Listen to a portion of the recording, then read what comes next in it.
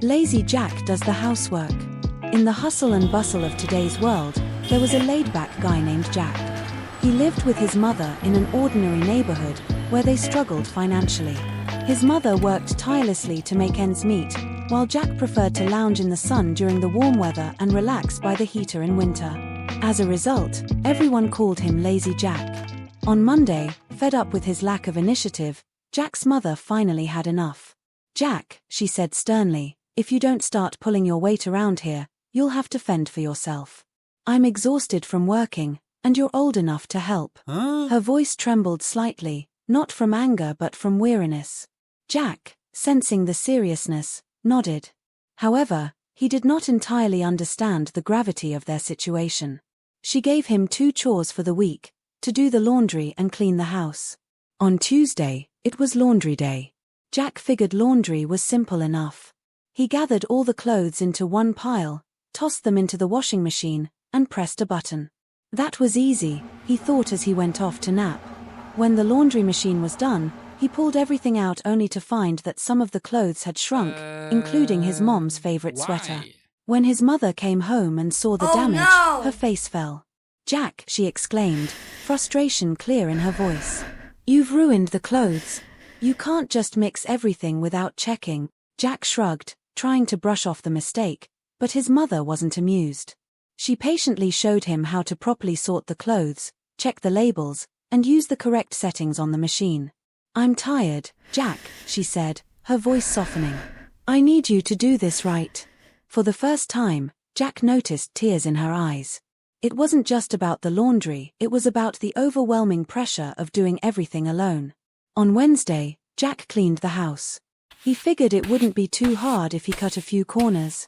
He swept dirt under the rugs, shoved clutter into the corners, and skipped the dusting. To him, it looked good enough. When his mother came home, she was already weary from working hard all day and on top of the laundry disaster, and she was not too pleased.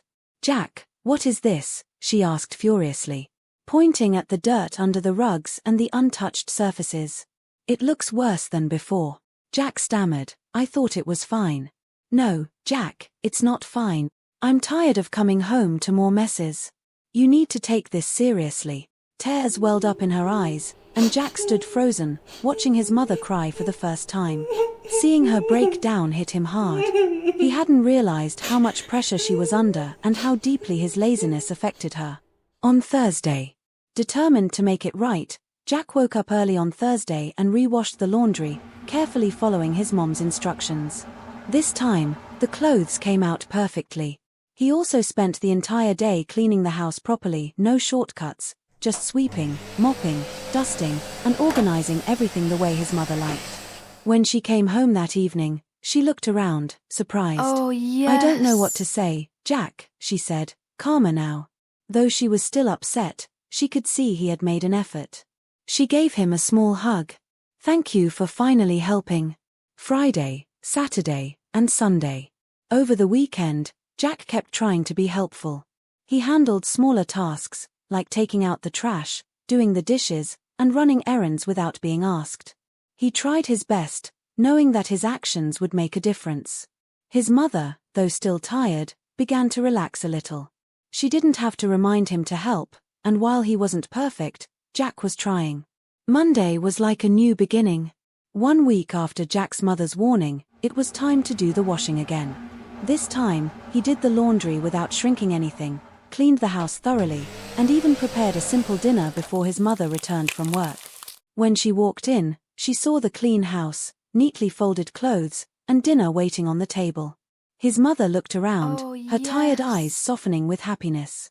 "Jack, I'm so proud of you," she said, her voice full of warmth. "You've turned things around. I didn't think you'd take this seriously, but you've shown me how much you care." "Thank you."